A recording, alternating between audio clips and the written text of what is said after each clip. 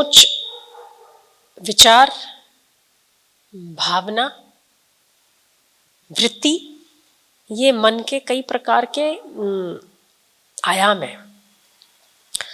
उसमें भावना सबसे दृढ़ है।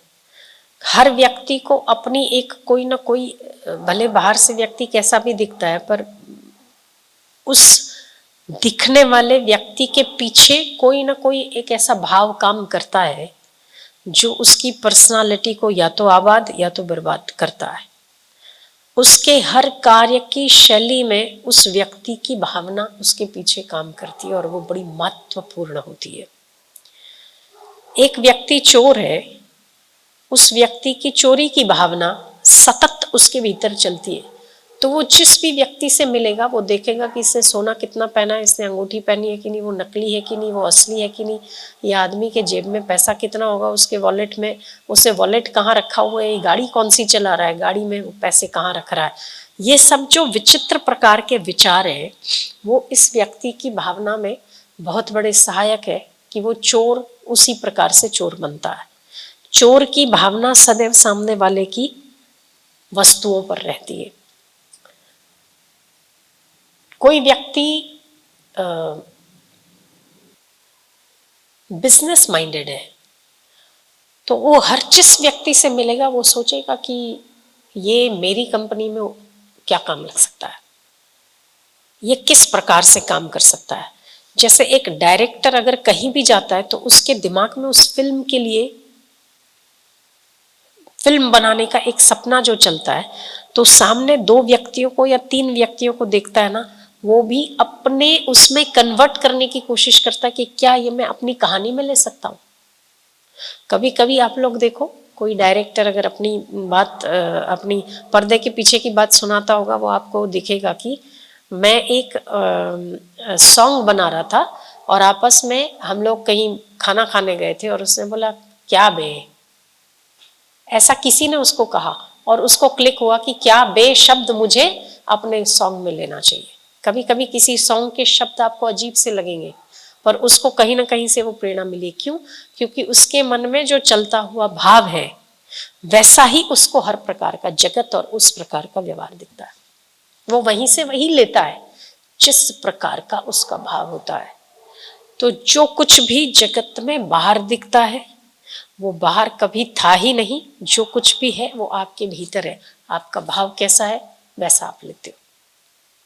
ये जगत पूरा पूरा मटेरियल यहाँ पे ही मौजूद है। आपको डायरेक्शन चाहिए, एक्टिंग चाहिए, चोरी चाहिए, राजाशाही चाहिए, आपको कपड़े पर विचार चाहिए, आपको धरती पर विचार चाहिए।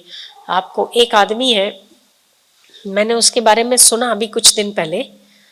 वो लड़का जब ज्योमेट्री पढ़ता था तो उसके सर, ये वो सातवीं क्लास में था, तो उसके सर उसको बताते थे कि पृथ्वी से सूर्य का अंतर कितना है। पृथ्वी से सूर्य बड़ा है और सूर्य और पृथ्वी के बीच में जब चंद्रमा आता है तो पूरा सूर्य को ढक नहीं पाता है, इसीलिए वो बैंगल आकार का सूर्य बनता है, कंकण आकृति जिसे हम ग्रहण को कहते हैं। एक तारे और पृथ्वी के बीच में इतना डिस्टेंस है। एक सूर्य को उदय होने के बाद 7 लाख प्रकाश किरण, 7 लाख प्रकाश वर्ष समय लगता है धरती पर पहुंचने में, 7 मिनट लगता है। तो ये जब उसने ये ज्योमेट्री पढ़ा तो उसके सर बहुत अच्छे थे, तो उसके भीतर की जो जिज्ञासा थी, उस जिज्ञासा में वो उनको पूछता था कि चंद्रमा कितना बड़ा है और चंद्रमा में ये जो गोल गोल काला सा दिखता है वो क्या है। सूर्य में जो इतनी आग निकलती है वो किस चीज से निकलती है। सूर्य और धरती में, धरती गोल घूमती है तो धरती, हम लोग घूमते हुए क्यों नजर नहीं आते, हम लोग क्यों उसके ब्लैक साइड पे नहीं जाते, हम क्यों ही रोशनी रोशनी में ही घूमते हैं। ये उसकी सब जिज्ञासा थी। अब उसकी जिज्ञासा उस सर ने जितनी हद तक हो सकी, जितना उसको नॉलेज था उतनी तो उसने शांत करी। पर उस दिन के बाद वो लड़का हर रोज रात को दूरबीन लेकर छत पे चढ़ जाता था। 7वीं क्लास में था। दूरबीन लेकर छत पर चढ़ जाना और उसका हर एक तारे को ऑब्जर्व करना उसकी माँ ने बताया था कि सप्तऋषि गंगा मंडल में, आकाश मंडल में होते हैं। उसके सर ने बताया कि सप्तऋषि होते, ये मान्यता है।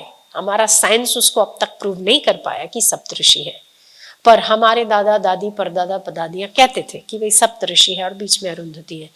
वो उस सप्तऋषि पर फोकस करता था और हर रोज उनकी पोजीशन चेंज होता हुआ अपने दूरबीन से देखता था।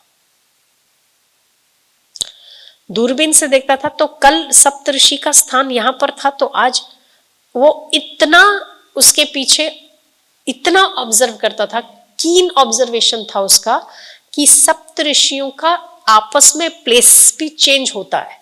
जैमिनी इधर थे तो आज जैमिनी यहां है और भारद्वाज यहां है, ठीक है, मतलब वो आपस में भी पोजीशन चेंज करते थे।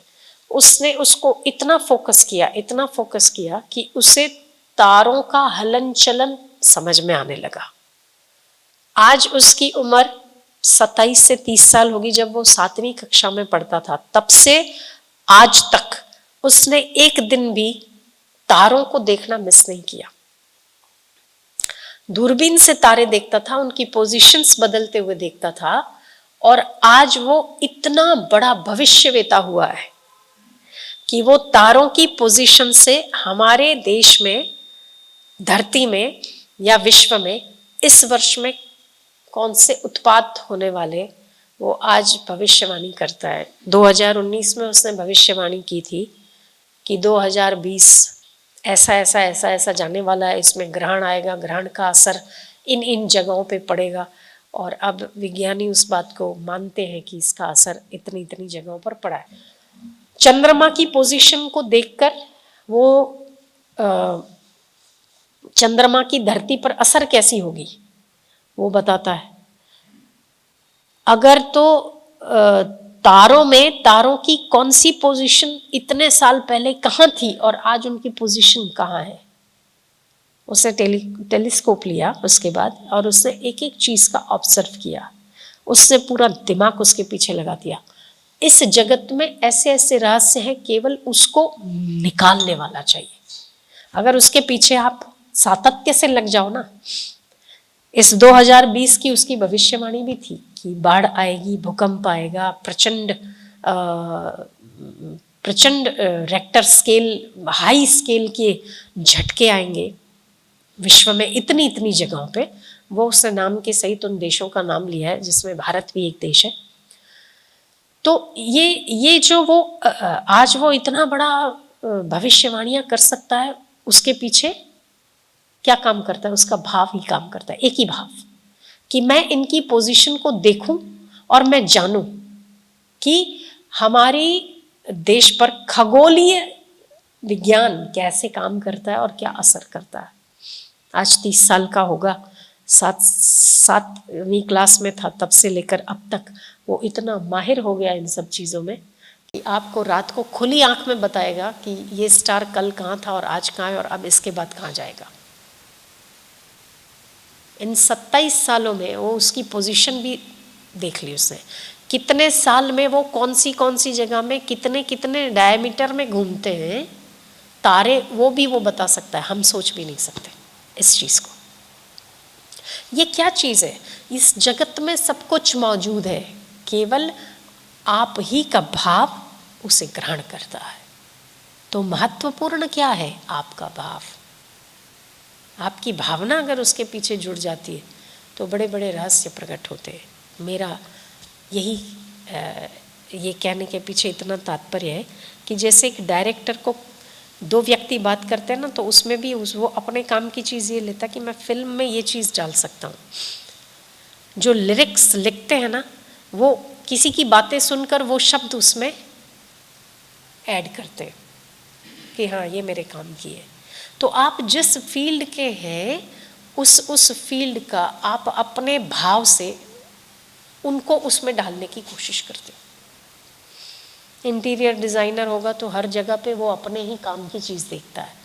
फोटोग्राफर होगा तो हर जगह पे वो होर्डिंग देखेगा कि इसने ये फ़ोटो कैसे ली होगी। शायद किसी और का ध्यान नहीं जाता है पर उनका ध्यान ज़रूर जाता है, किसने किस एंगल से लिया है, कितनी हाइट से लिया है, नीचे से लिया है, उस ऊपर से लिया है, कितना जूम किया है, कितना जूम आउट किया है, ये सब फोटोग्राफर, क्योंकि उसका भाव फोटोग्राफी का है तो हर चीज उसको सिखाती है।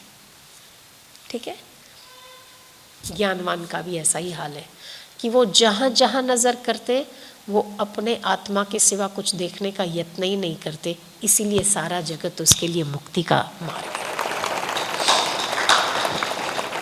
उसी का भाव है, उसी का भाव है, इसीलिए जगत उसके लिए ब्रह्म है।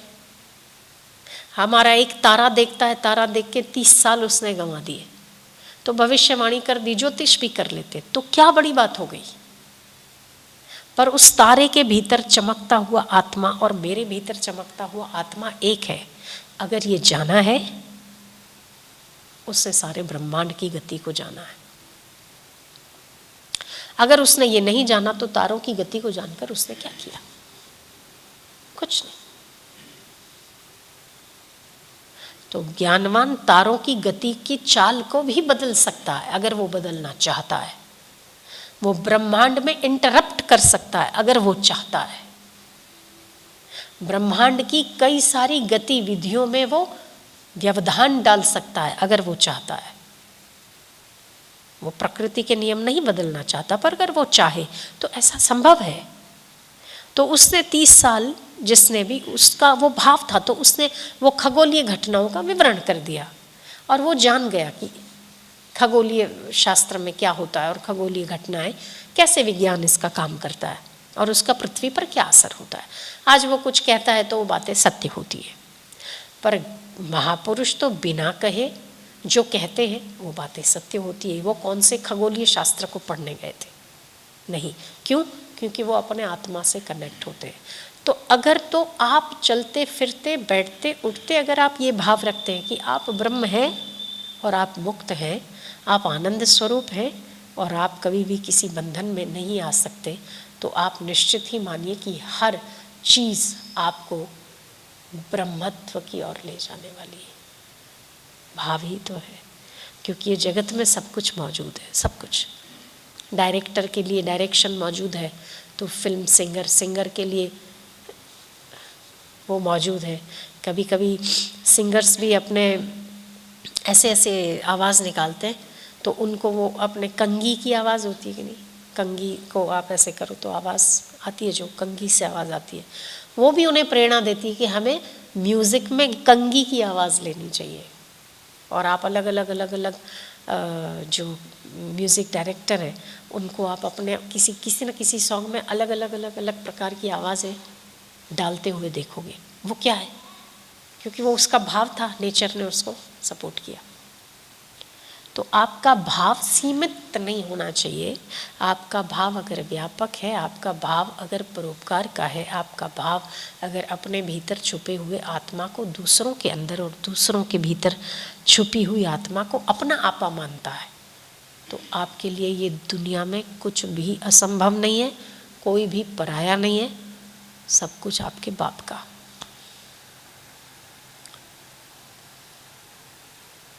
आप कहीं भी आ जा सकते हैं, कहीं भी आपकी गति हो सकती है, कुछ भी आप कर सकते हैं।